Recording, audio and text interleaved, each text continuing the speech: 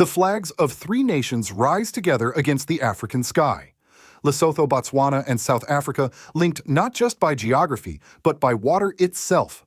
A single project now promises to carry lifelines across borders, pipelines of water stretching through mountains and valleys, bringing food security, powering industries, and feeding the hope of millions. It is more than an engineering marvel. It is a statement: when resources can flow freely, why can't people?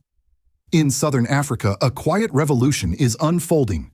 President Ibrahim of Botswana has just taken a bold step, announcing a free border agreement with Zambia, Zimbabwe, and Namibia.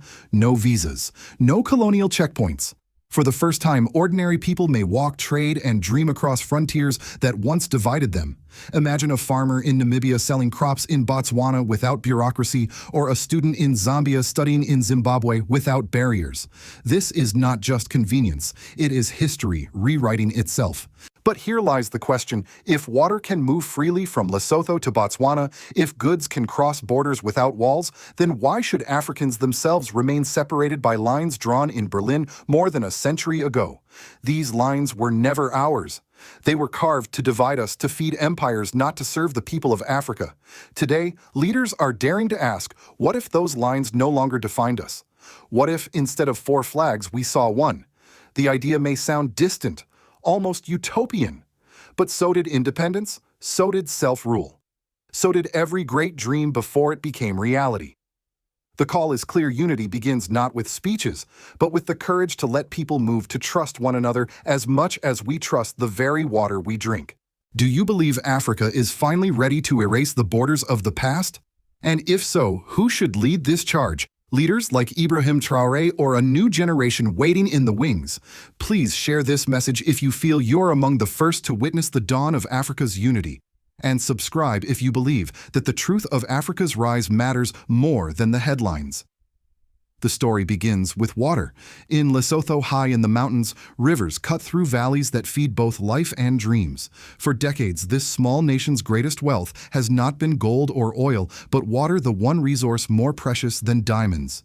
Now, through a new regional initiative, that water is being carried far beyond Lesotho's borders, flowing toward Botswana and South Africa.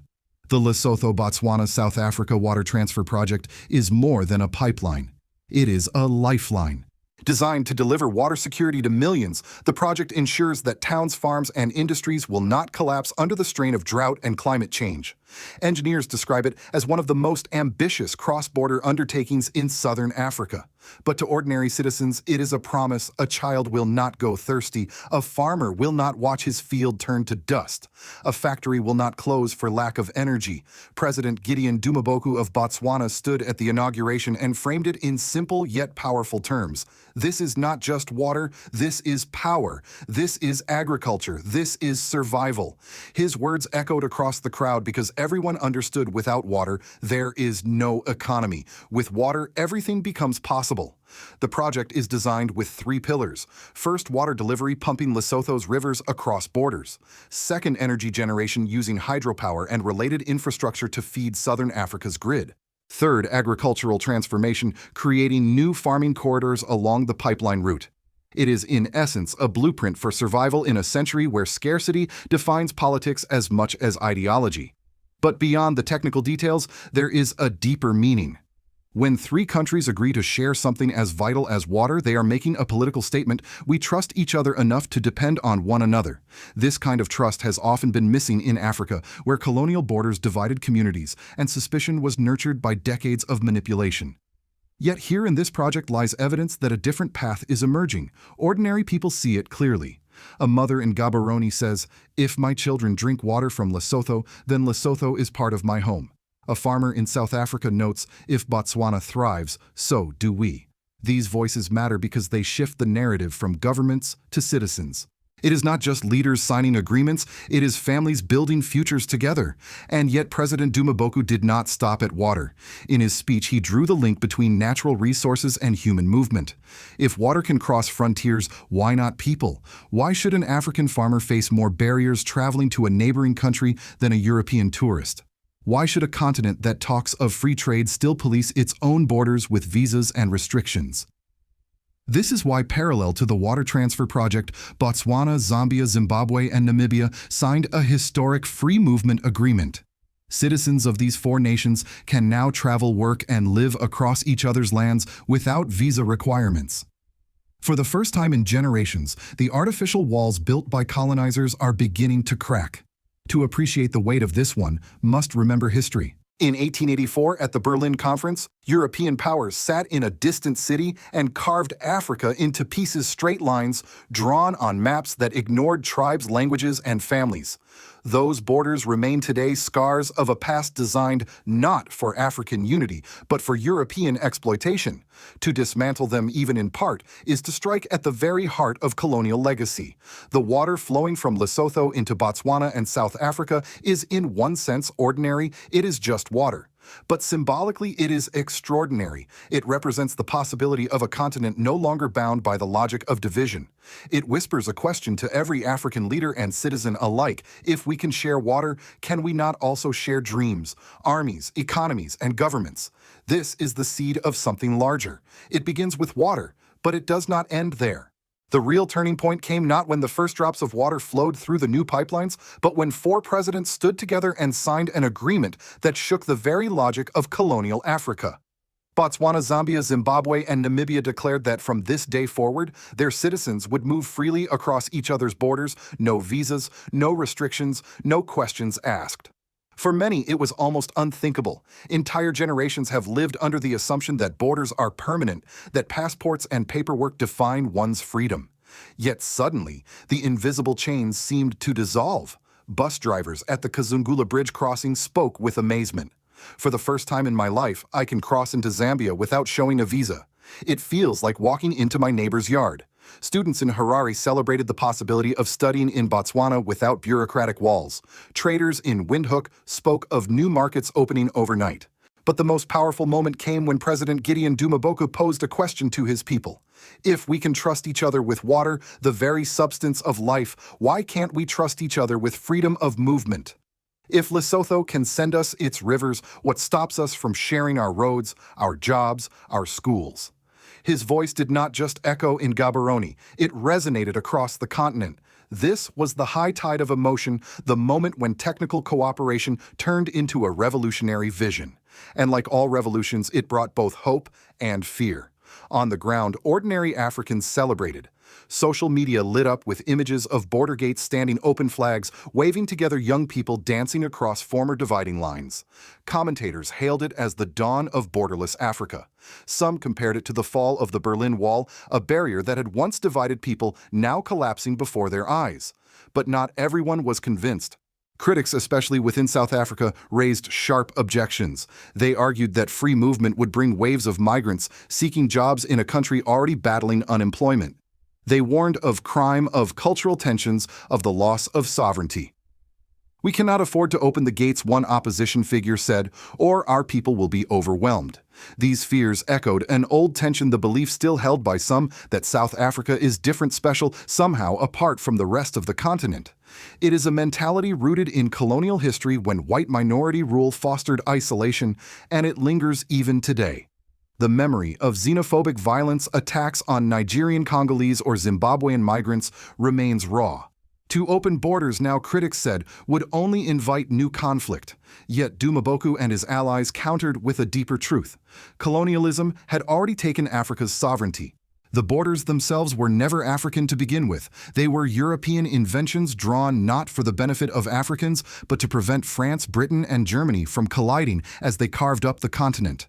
To keep these borders, Dumaboko argued, is to keep honoring the Berlin Conference. The debate soon spread beyond southern Africa. Kenya entered the conversation, reminding the world that it too had opened its doors to almost all Africans, with only Somalia and Libya excluded for security reasons.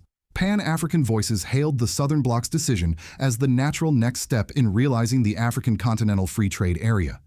After all, they argued, how can trade be free if people are not? Goods may cross oceans, but why not families across rivers? This was the emotional peak of vision of Africa, not as 54 fragmented states, but as one people, one market, one destiny. Supporters likened it to the early days of the European Union, when coal and steel agreements grew into a common market and eventually a shared currency. Why should Africa not dare the same path? If Europe, once torn by centuries of war, could unite, then surely Africa, bound by culture kinship and history, could also rise above division. International observers took notice. Western analysts voiced concern that a truly borderless southern Africa could reduce dependency on Europe and America. A more integrated region means stronger bargaining power, fewer foreign aid strings, and greater control over natural resources. To some in Washington, London, and Paris, it sounded less like cooperation and more like independence. But within Africa, the emotional wave was unstoppable.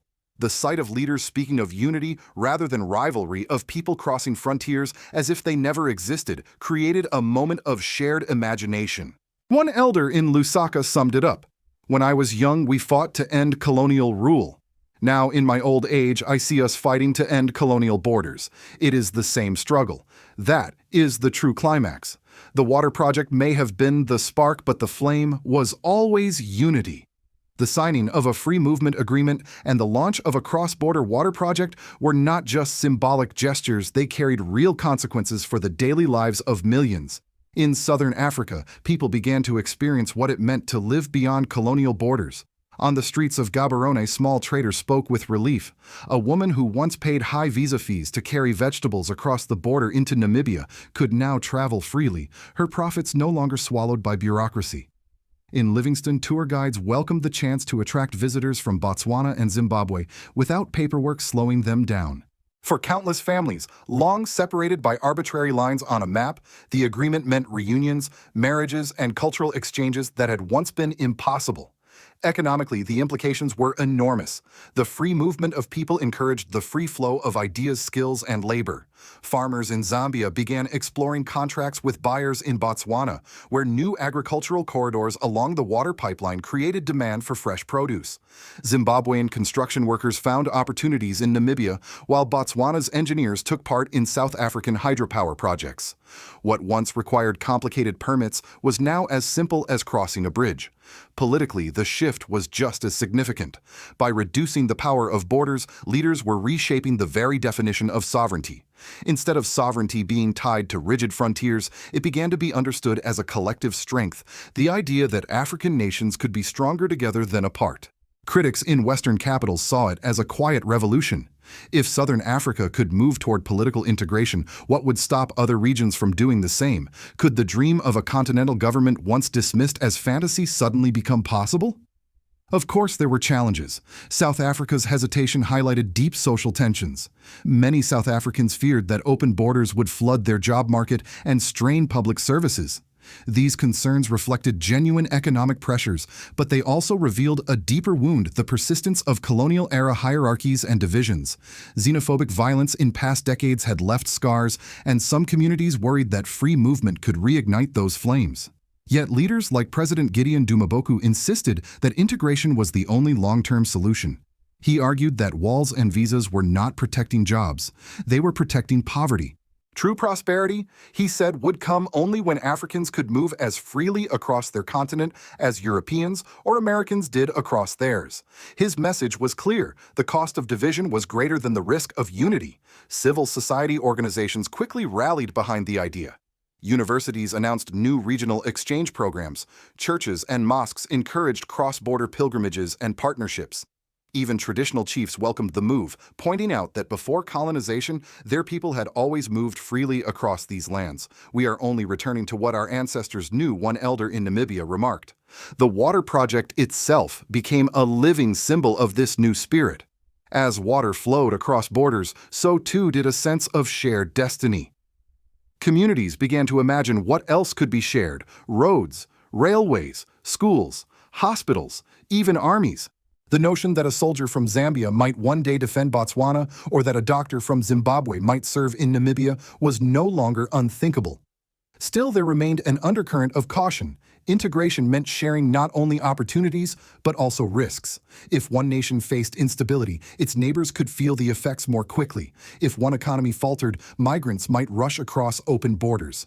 These were real concerns, but supporters countered that solidarity was the only shield strong enough to protect Africa in a globalized world. In the end, the political and civil consequences converged on a single truth. Africa was beginning to test what unity might look like in practice, not just in speeches. For the first time since the colonial map was drawn, Africans were erasing the lines, not with ink, but with action. And in that act, they discovered both hope and responsibility. From Washington to Brussels, the news out of southern Africa did not go unnoticed. When Botswana, Zambia, Zimbabwe, and Namibia announced free movement across their borders, diplomats and analysts scrambled to understand what it meant. For decades, Western capitals had grown used to dealing with Africa as a collection of fragile states, each one dependent, each one negotiating from a position of weakness. But a bloc of nations daring to dissolve their borders, that was something new and unsettling. In Europe, observers immediately drew comparisons with their own history. After centuries of war, the European Union had begun with something simple: cooperation in coal and steel. Few imagined it would one day lead to a common currency and open borders across the continent. Now, Africans were walking a similar path, but with a different fuel, water, food, and the freedom to move. European newspapers acknowledged the symbolism, but behind closed doors, there was worry a united Africa could demand fairer trade deals, renegotiate old mining contracts, and resist financial pressure from institutions like the IMF and World Bank. In the United States, the reactions were mixed. On one hand, policymakers saw opportunity. An integrated southern Africa meant larger markets, more predictable investment climates, and fewer borders slowing down American corporations. On the other hand, some strategists viewed it as a threat to U.S. influence. If Africa could bargain as a bloc, America's leverage would weaken. The Sahel alliance, led by leaders like Ibrahim Traoré, had already signaled a rejection of Western dominance. Would Southern Africa now follow that same road? For older Americans, especially those who remember the civil rights era, the sight of Africans tearing down colonial borders stirred something deeper. It recalled the long struggle in the United States to dismantle segregation, to declare that lines drawn on a map or painted on a bus seat could no longer dictate human dignity. In Africa, the battle was not about lunch counters or schools, but about frontiers that had separated families for more than a century. The symbolism was powerful: another people, another generation refusing to live inside boundaries imposed by others. China and Russia, meanwhile, watched with a different eye. Beijing saw opportunities for infrastructure partnerships, offering to expand railways and digital networks across the new free movement zone. Moscow framed the move as a blow against Western neo-colonialism, praising leaders like Dumaboku for taking bold steps towards sovereignty. In global geopolitics, the message was clear: Africa was no longer a passive stage for outside powers. It was beginning to write its own script. Yet, perhaps the most profound reaction did not come from governments, but from ordinary people across the African diaspora. In Atlanta, Detroit, London, and Paris, African immigrants and their descendants celebrated the idea of an Africa without borders. For them, it represented not just convenience, but dignity. Many had grown up hearing that Africa was hopelessly divided, a patchwork of weak states. Now they could point to a living example of unity in action. The question for the world is simple: will this momentum be welcomed or resisted? Will America and Europe recognize Africa's integration as a partner in shaping the 21st century, or will they treat it as a rival to contain? History suggests the latter, but history can also surprise us. What is certain is that Africa has begun to move, and the world can no longer look away. It began with water, a pipeline stretching from Lesotho to Botswana and South Africa. But what started as a simple act of sharing resources has become something much larger, a spark of unity that could redefine Africa's future. 4 nations have now opened their borders. Families once divided by invisible lines can walk together again. Traders, students, and farmers are discovering opportunities their parents never imagined. Yet with hope comes warning. History teaches us that every step toward independence is met with resistance. The colonial borders may be fading, but the forces that created them have not disappeared.